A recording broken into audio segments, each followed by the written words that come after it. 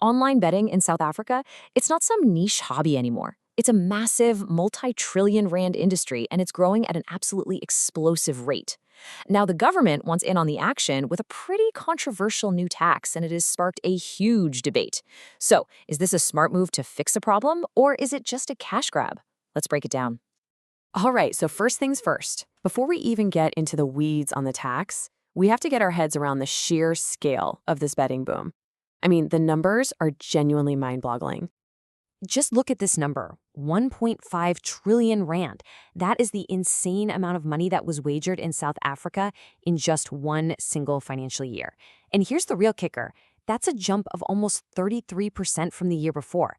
I mean, that kind of growth is just, wow, it's completely off the charts. And this chart right here, it really shows you the people behind that massive number. If you go back to 2017, about 30% of the population was involved in gambling. Now, fast forward just 6 years to 2023, and that figure has more than doubled. We're talking over 65% now. It's become a totally mainstream activity, and it happened incredibly fast. So who exactly is driving this boom? Well, this gives us a pretty clear picture. A whopping 42% of all South Africans are gambling every single month. And if you look at the most active group, it's young adults, people between 25 and 34, especially in places like Mpumalanga, the Western Cape, and Gauteng. So, what's really fueling this unprecedented surge? Well, it's kind of like a perfect storm, right? For one, almost everyone has a smartphone, which makes betting super easy and accessible. At the very same time, you've got high unemployment and a lot of economic pressure, which makes the idea of a big win, well, very, very tempting.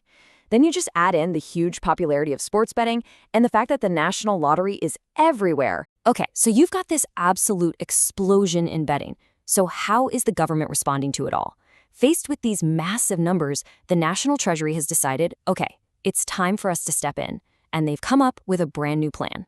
So here's what they've put on the table in a nutshell. A new 20% tax. Now, to be clear, this isn't a tax on you if you win a bet. It's a tax on what's called gross gambling revenue, which is basically the money the online betting companies themselves make after they've paid out all the prizes. And this is where things get really interesting. The government is saying this tax isn't just about one thing. They claim it has two official goals. So on one side, they say it's about curbing social harm, trying to reduce problem gambling. But on the other side, it's also about raising more money for the state. Two very different goals, all wrapped up in one single tax. And just how much revenue are we talking about here? The Treasury's estimate is that this new tax could bring in an extra 10 billion rand every single year.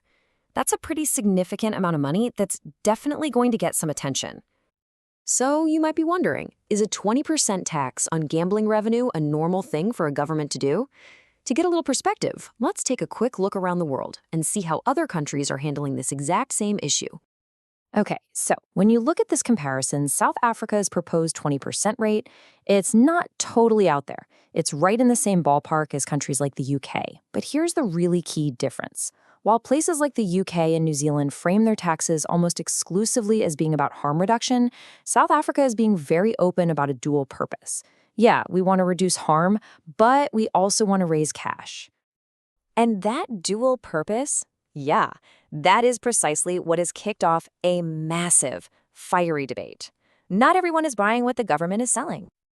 This quote right here, it pretty much sums up what the critics are thinking. A lot of people are really skeptical, and they're arguing that this whole harm reduction angle is just a nice-sounding excuse for what they see as a straightforward, opportunistic cash grab by the government. And these critics aren't just complaining, they're putting forward some much more radical solutions. They're basically saying, look, if the government is really serious about social harm, then it needs to act like it. Their ideas? Jack up the tax to a punishing 60%, just like they do with cigarettes. Or ban all gambling advertising completely. Or, just go for the nuclear option and prohibit online gambling altogether. But in the face of all this criticism, the Treasury, they're not backing down. They're holding their ground and publicly stating over and over again that their main goal is to address the ill effects of gambling, and that the revenue, well, that's just a secondary benefit, even if it is an important one. So the bottom line is we're at a complete policy standoff. You've got the government's proposal on one side, and then you've got this wave of serious criticism and very different ideas on the other. and there are some major implications just hanging in the balance.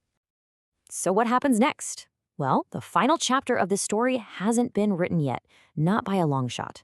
The whole process is still playing out. The public has to have their say, the Treasury has to review all of that input, and only then will a final decision be made. This high-stakes debate is far from over.